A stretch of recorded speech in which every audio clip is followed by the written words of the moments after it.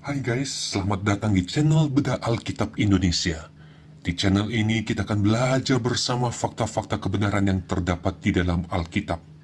Saya berharap kita memiliki hati semangat untuk terus belajar, mengenal kebenaran, dan hidup yang terus bertumbuh dalam anugerah Allah. Mari kita langsung check-in. Semakin tajam, semakin dalam, semakin tertanam.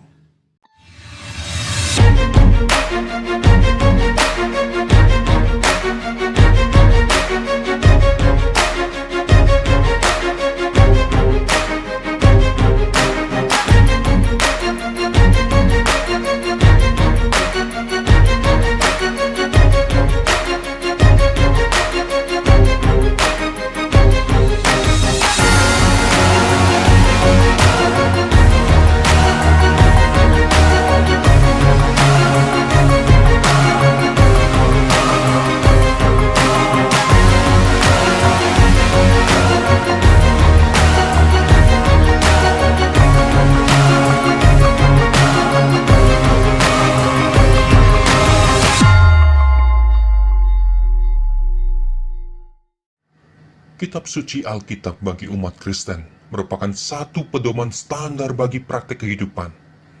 Segala sikap hati, perkataan, dan perbuatan umat perlu disesuaikan dengan panduan dari Alkitab. Salah satu syarat agar proses penyesuaian ini dapat berlangsung dan tepat adalah pemahaman yang benar terhadap teks Alkitab. Oleh karena itu, penting bagi umat untuk bisa belajar memahami teks Alkitab. Di video ini, kita akan belajar prinsip dasar, memahami teks Alkitab, mendekati dan menafsirkan. Tetapi apakah pemahaman terhadap teks Alkitab merupakan suatu hal yang sederhana? Pemahaman teks Alkitab bukanlah hal yang sederhana. Tidak sederhana bukan berarti sulit, karena teks Alkitab diwahyukan dalam bahasa yang sederhana oleh Allah yang penuh pengertian kepada umatnya. Saya katakan sederhana untuk komunitas umat perdana penerima firman Allah. Saya katakan tidak sederhana untuk komunitas umat percaya masa kini. Sampai di sini mungkin ada yang berpikir, tuh kan, teks Alkitab sulit untuk dipahami. Pemikiran seperti itu membuat kelompok orang itu enggan atau dalam kutip malas untuk membaca bahkan belajar Alkitab secara mendalam. Bahkan ada yang bergumam, itu tugas para hamba Tuhan yang pernah mengecap bangku teologela untuk mengajar kami yang awam ini. Pemikiran seperti itu tidak salah, tetapi bukan berarti kita yang awam hanya terima mentah-mentah tanpa ada pemikiran kritis dari pengajaran mereka. Hal mendasar dan penting yang perlu kita miliki adalah prinsip bagaimana mendekati dan menafsirkan Alkitab dengan lebih dan lebih dan lebih tepat. Di sisi sebaliknya, mungkin ada juga yang merasa, teks Alkitab, saya sudah biasa bergaul dengan teks itu kok, tidak susah untuk dipahami. Pemikiran seperti itu membuat kelompok orang ini dengan mudah membaca bahkan menafsirkan Alkitab.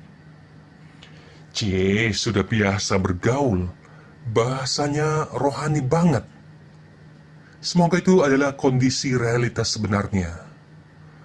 Kelompok ini bahkan ada yang berkata, saya tidak perlu belajar lagi, saya sudah tahu. Atau, saya hanya perlu menunggu bisikan Roh Kudus untuk menerangkan maksud firman Tuhan. Pemikiran seperti itu merupakan suatu kekeliruan yang fatal dalam memahami bagaimana Allah berkarya di dunia ini. Jika seperti itu pemikirannya, maka tidak perlu lagi ada sekolah-sekolah teologia yang mendidik para hamba Tuhan, atau tidak perlu lagi ada buku-buku akademi studi Alkitab, atau tidak butuh lagi membaca Alkitab, karena Roh Kudus bisa kok berfirman langsung, bahkan menerangkannya. Bagaimana dengan Anda? Iya, Anda yang sedang menonton video ini, kamu termasuk kelompok yang mana ketika berhadapan dengan teks Alkitab. Apakah itu sesuatu yang sulit atau sesuatu yang mudah? Sebagai orang yang belajar dan masih terus belajar tentang Alkitab, ada keprihatinan ketika melihat realitas di sekitar, di mana ada orang-orang tertentu yang mengutip dan menyatakan teks Alkitab tidak sesuai dengan kebenaran faktanya. Ada yang mengutip ayat Alkitab untuk mempropagandakan pemikiran-pemikiran pribadinya dan bukan pemikiran Allah. Ini namanya pemerkosaan Alkitab, atau memaksakan Alkitab mengatakan ide dari orang yang mengutipnya. Contoh, dari pihak luar, sering terdengar pengutipan terhadap Yohanes 14 ayat 16. Aku akan minta kepada Bapa, dan ia akan memberikan padamu seorang penolong yang lain, supaya ia menyertai kamu selama-lamanya. Kalangan itu menyatakan bahwa ayat itu menubuatkan kedatangan Nabi terakhir. Mereka menafsirkan penolong yang lain sebagai figur Nabi. Padahal perikop itu jelas sekali menyatakan bahwa figur penolong yang lain adalah Roh Kudus. Dari pihak dalam, misalnya ada yang mengutip ayat-ayat berikut. Aku akan membuat banyak keturunanmu, seperti bintang di langit. Aku akan memberikan kepada keturunanmu seluruh negeri ini, dan oleh keturunanmu, semua bangsa di bumi akan mendapat berkat. Atau, Tuhan akan mengangkat engkau menjadi kepala dan bukan menjadi ekor. Engkau akan tetap naik dan bukan turun, bla bla bla bla, dan seterusnya. Mereka mengklaim ayat-ayat itu sebagai janji Tuhan bagi dirinya dan nanti dengan ngotot akan penggenapan janji itu. Padahal, janji-janji itu secara spesifik disampaikan Allah kepada Abraham dan Israel. Atau, ada juga yang mengutip kisah penciptaan di kitab Kejadian dan mengajarkannya dengan penafsiran teori Big Bang. Kita tentu menghargai adanya usaha untuk memahami Alkitab seperti itu.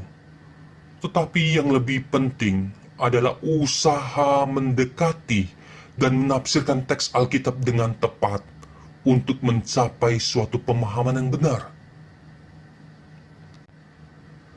Contoh-contoh di atas merupakan masalah dan peringatan bagi setiap kita. Bisa terjadi pada siapa saja. Bisa terjadi pada Anda dan saya. Oleh karena itu, setiap kita perlu waspada dan berjaga-jaga dalam mendekati dan menafsirkan teks Alkitab. Masalah pada contoh-contoh di atas adalah kegagalan dalam mendekati dan menafsirkan teks Alkitab berdasarkan konteksnya. Sebelum lebih jauh membahas tentang konteks, mari kita saksikan iklan penafsiran kasus tanpa konteks yang tepat. Pak! Pak, jangan ditutup dulu, Pak!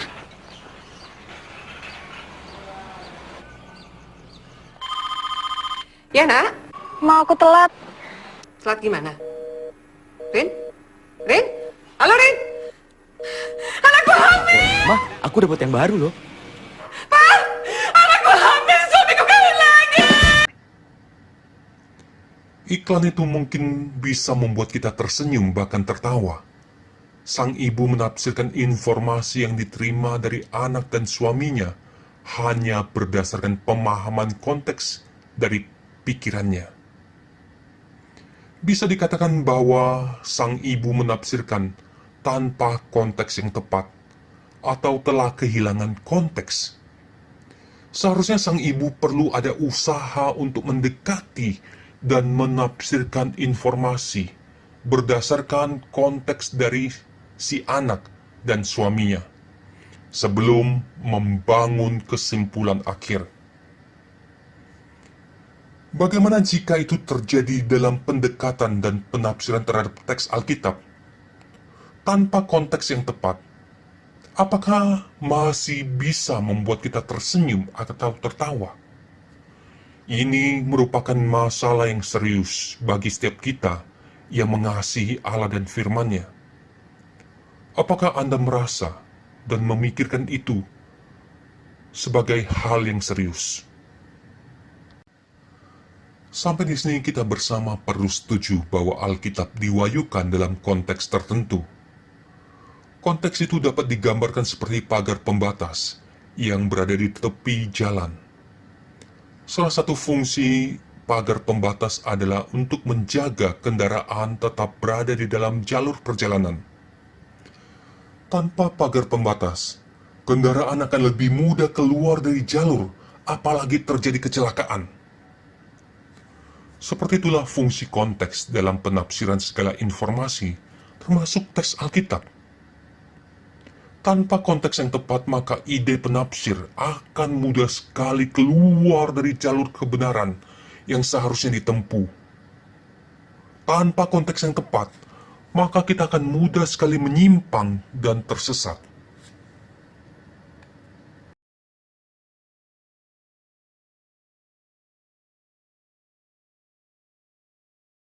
Guys, jangan lupa di subscribe, like, comment, and share ya, sebagai support bagi perkembangan channel ini.